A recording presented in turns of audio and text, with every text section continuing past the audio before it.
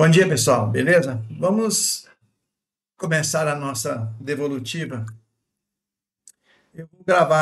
Eu vou falar sobre várias questões, as que vocês mais erraram, ok? Porque vocês marcaram a maioria dos alunos escolheu a alternativa errada, certo? Eu vou falando as porcentagens aqui e vocês vão conferindo aí.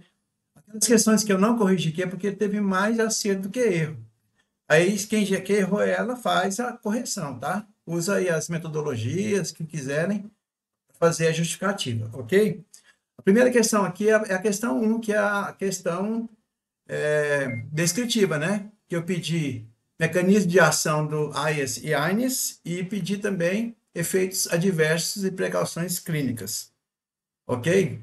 Aí, a resposta, assim, que eu queria aproximadamente é isso aqui, ó. Os mecanismos dos raios atua intracelularmente ao se ligar a receptores glicocorticoides.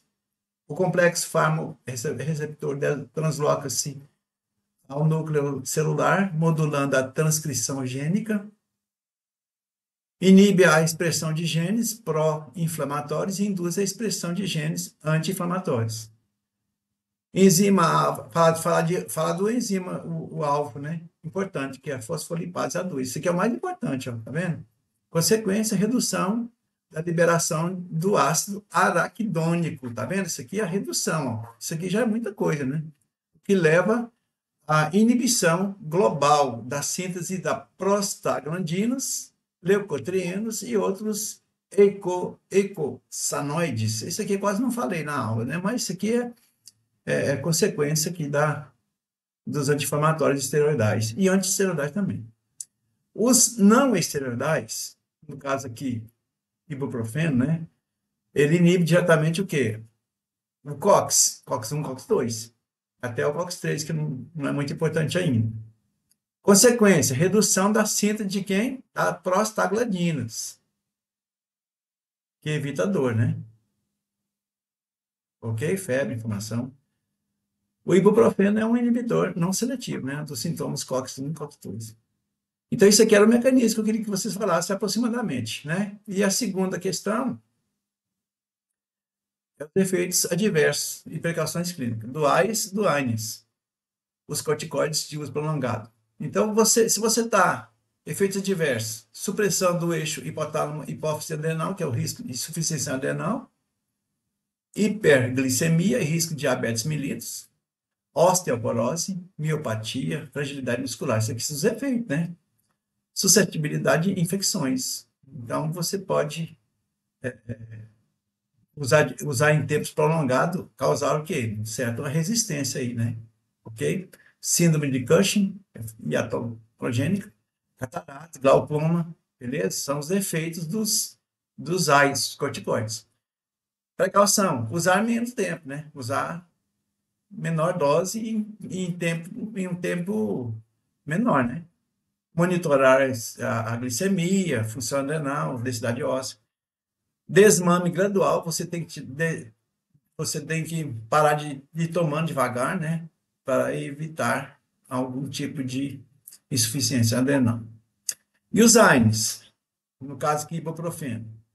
Uso prolongado, irritação gástrica, né? Problema intestinal, estomacal, úlcera, sangramentos, nefrotoxicidade, que é problema de rins, tá vendo? Problema de rins aqui, ó.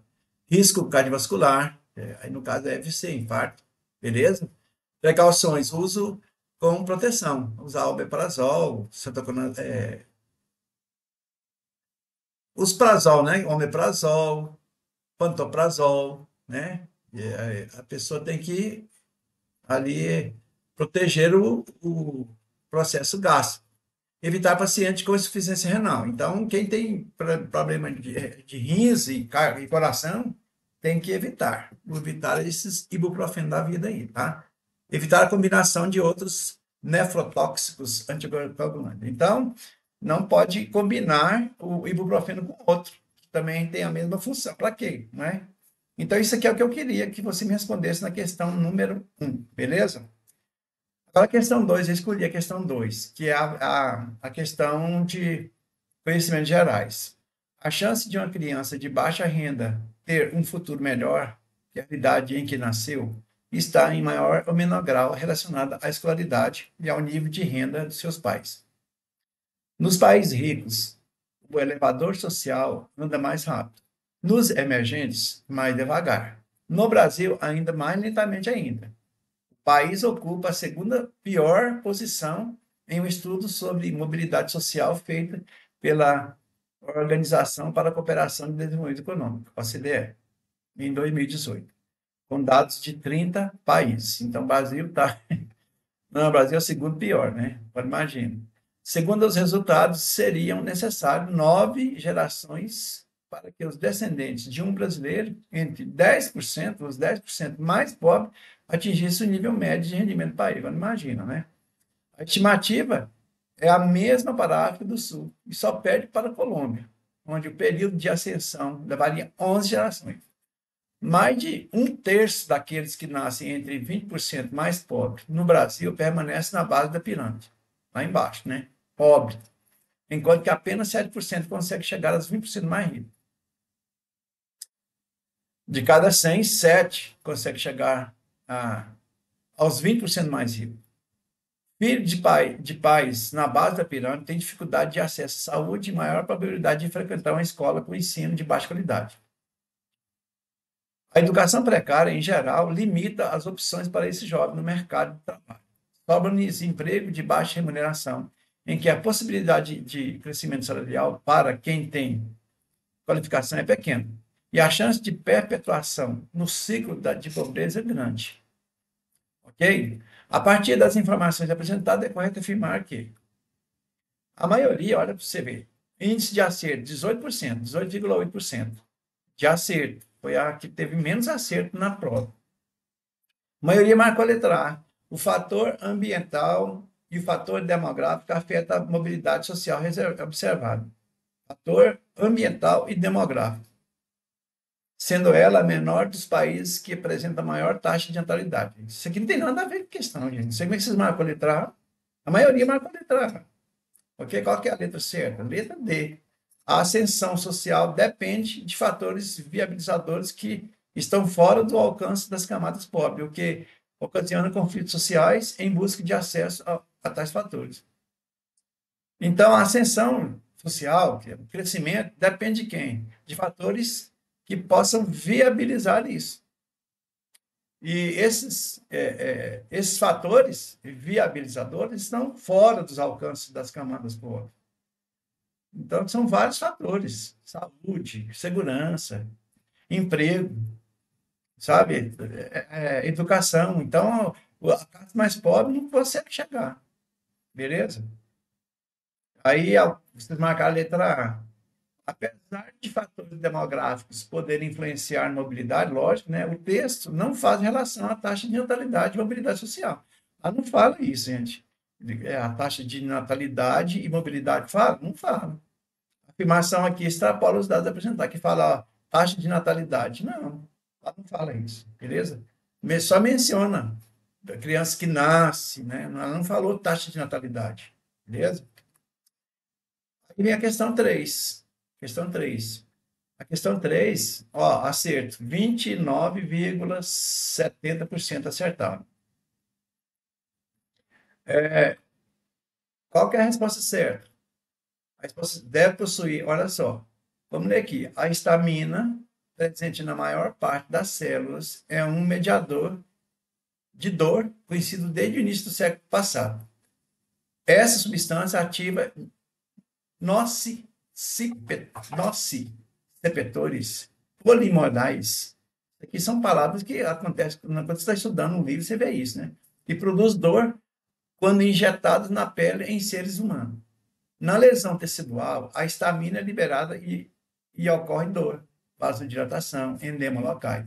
A ação da histamina é mediada pelo menos 4 receptores farmacologicamente distintos acoplados à proteína G. Estudos demonstram que o receptor H2 pode ser envolvido na antinocicepção, enquanto o receptor A1 está relacionado à ação pró. Então, tem uma anti, que é o H2, e tem a pró, que é o H1. Em relação aos mecanismos tradicionais e a relação estrutura-atividade, que é o SAR, pode afirmar que os fármacos antihistamínicos H2 devem possuir uma cadeia flexível com um braço para facilitar a ligação no receptor. Por quê? Então, olha só. Por que a letra C está certa? Então, na relação estruturatividade SAR dos antihistamínicos H2, como ranitidina, famotidina, uma cadeia lateral flexível é essencial para ajustar a molécula ao sítio receptor. Essa cadeia geralmente conecta o anel aromático, ou um heteroaromático, a posição terminal, grupo polar ou básico, permitindo melhor interação tridimensional com o receptor 2. Aí vocês marcaram a letra A. Vocês marcaram a letra A. A maioria, tá? Não foi muita gente que marcou a letra A, certo? Aliás, não foi a maioria, mas muita gente marcou a letra A. Na letra A fala, aumenta a secreção de suco gástrico pelo estímulo da bomba de próton. Incorreto. Os antihistamínicos H2 têm efeito oposto, inibe a secreção e não aumenta, né? Aí muita gente também marcou a letra B. Deve possuir anel aromático, não podendo realizar bioisoterismo do anel. Incorreto. Apesar da presença de um anel aromático ou heteroaromático ser comum, o uso do bioisoterismo do anel é possível e frequentemente em química medicinal para melhorar propriedades farmacocinéticas, seletividade ou reduzir efeitos adversos. Beleza? A letra B não está incorreta. Letra D, por que está incorreto? A letra D fala que grupo apolar na extremidade para realizar ligações de hidrogênio. Incorreto. Grupos apolares não realizam ligação de hidrogênio. Você sabe que ligação de hidrogênio é o que? Polar. Extremamente polar. Extremamente, no caso de ligações covalentes. Beleza? Afirmação equivocada. Por que não é a letra E? A letra E fala que o principal efeito da classe é a ação anticoceira. Não é, né, gente? A ação anticoceira, antipuriginosa, é característica dos antihistamínicos. Então, a anticoceira é o antihistamínico, não é a histamina. Certo? Os antihistamínicos H2 são usados para inibição da secreção gástrica. Então, se aqui fala H1, H2, o H1, que ele é um anticoceiro. O H2 já é o que? O anti-úlcera, anti-problemas estomacais, beleza? A questão 6 eu escolhi também. A questão 6, pessoal, fala aqui, ó. Os antes, aqui, ó, eu coloquei aqui, acerto, 35%. Já teve mais gente que acertou, né? Os a maioria marcou a letra A, tá vendo aqui? Os anti-inflamatórios não esteroidais encontram-se hoje entre os medicamentos mais prescritos no mundo. Essa classe atua por meio de inibição da COX, enzima-chave, que catalisa a conversão de ácido araquidônico em prostaglandinas e tromboxanos. Essa inibição ocorre através da formação de ligações covalentes entre alvo e o fármaco. As principais indicações dessa classe terapêutica são o controle da dor e da inflamação aguda crônica. Os primeiros AINES desenvolvidos foram os anti-inflamatórios não seletivos, que têm como mecanismo de ação a inibição de duas isoformas da ciclogenase. Apesar de comprovada a eficácia contra o efeito anti-inflamatório, possui uso contínuo limitado devido aos efeitos diversos gastrointestinais. Está vendo tanta coisa que falou aqui? Dá para responder outras questões. Em relação às substituições que podem aumentar a atividade do AINE, avalie as questões da vaga. Então, VOF. Possui atividade analgésica, antitérmica, anti-inflamatória. Verdade. V. Aqui é V. Aí você colocou F aqui, tá vendo? Ó, letra A, F. Não, tá errado. Possui atividade ótima quando R1. Sim, lembra que eu falei sobre isso aqui, sobre o metil? Você pega lá, tira o R1, coloca o metil lá, tira o H e coloca o metil, você vê. Ele melhora a atividade, beleza? Substituição do grupamento R2 por piridil e tiazolil, anéis serocílio, diminui a atividade. Não, pessoal, se você pegar isso aqui, ó, pegar lá o R2 lá nos antihistamínicos lá, e você substituir, colocar um anéis heterocíclico que vai aumentar a solubilidade apolar, diminui a atividade, aumenta a atividade. Então, aqui é VF. que é a letra B, né? Letra B, resposta correta. Bem, essa aqui não tem nem que ver, né, pessoal? A letra B, resposta correta. Agora, 7, questão 7 também escolhi. A questão 7, apenas 22%. Pouco mais de 22% dos alunos acertaram. A questão 7 fala sobre os AINES. São medicamentos analgésicos simples que, junto com o paracetamol, compõem o primeiro degrau da escala de dor da Organização Mundial de Saúde. A escada de dor da OMS é uma abordagem de analgesia baseada em degraus, começando no primeiro degrau, como analgésico simples, e subindo até opioides fracos no segundo, e opioides fortes no terceiro. Certo? Marque a alternativa abaixo que relaciona corretas atividades mínimas, isto é, relação à estruturatividade para ser um anti-inflamatório não esteroidal. A maioria marcou a letra D, pessoal. Centro lipofílico adicional ao neuromático ou heteromático.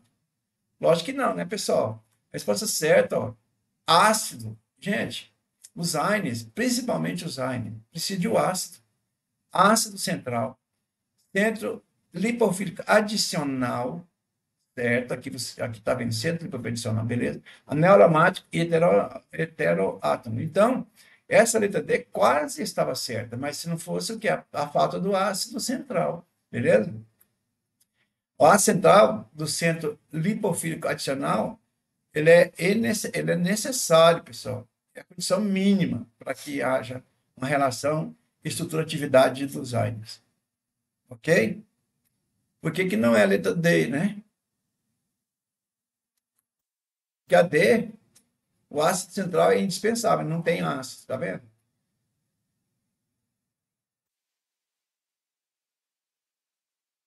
O ácido central é indispensável. Então, você tem que observar a letra D com a letra A, beleza? Questão 11, pessoal. Questão 11 já os alunos acertaram mais, 40%, tá? Assim, um pouco mais de 40%. Nessa questão 11, que fala que durante o atendimento de uma farmácia, um paciente relata que foi diagnosticado com urticária e recebeu a prescrição de um antihistamínico para alívio da coceira e das lesões cutâneas. Ele também menciona sentir sonolência após tomar o medicamento. Com base nisso, o farmacêutico explica que o efeito adverso relatado está relacionado ao tipo de antihistamínico prescrito. Qual das alternativas abaixo melhor explica a situação? Então, a resposta certa, pessoal, é a letra C. O efeito sedativo é típico dos antihistamínicos de primeira geração, que atuam também no sistema nervoso. Isso aqui está muito claro, né, pessoal? Você não podia ter errado nem nada nessa questão aqui. Né? Aqui fala que a urticária é causada por vírus. Não é, né, gente? Na letra, ó, na letra C. Então, eu coloquei a explicação aqui, os antihistamínicos de primeira geração provocam efeitos sedativos, como sonolência. Eu falei isso muito na sala. Esse efeito é conhecido como, inclusive aproveitando alguns casos de insônia. Tá vendo? Aí você coloca a letra A. Porque a letra A, a urticária é uma reação alérgica. Ela é mediada por histamina, não por infecção viral. Beleza? Na questão 13, que teve um acerto de 32%, também escolhi a questão 13. A maioria dos alunos marcaram a letra A. Em uma unidade de saúde, um paciente com quadro de artrite reumatoide é tratado, artrite reumatoide, com um anti-inflamatório esteroidal. Então, ele estava com um anti-inflamatório esteroidal, corticoide. O farmacêutico explica que esse medicamento age diferentemente dos AINES, sendo indicado no caso inflamatório mais severo. Qual das opções descreve corretamente uma característica dos anti-inflamatórios esteroidais? Gente, inibe a fosfolipase A2, inibe a fosfolipase. Lembra que eu falei que os AINES atuam lá no sistema, no COX, né? E os AIES no fosfolipase. Então, isso aqui não tinha erro. Tinha erro. Inibe a fosfolipase A2, impedindo a formação do ácido araquidônico. Beleza? Ok, pessoal? Então, tá aqui a justificativa, né? Beleza? E por que não é a letra A? Corticosteroides ou corticoides não atua diretamente sobre radicais livres. Gente, quem atua sobre radicais livres é antioxidante, né? São os antioxidantes. A ação dos AIS se dá principalmente na modulação da expressão gênica. Então, vocês da farmácia de saúde precisam saber quem que atua sobre radicais livres? Os antioxidantes. Não é um anti-inflamatório. Beleza? Ok? É isso aí, então. São essas questões que eu acho que mais pegou na prova. Espero que vocês possam fazer aí a devolutiva, né? E, e tenha aí um descanso, né? Um descanso merecido, ok? E que Deus esteja abençoando cada um de vocês.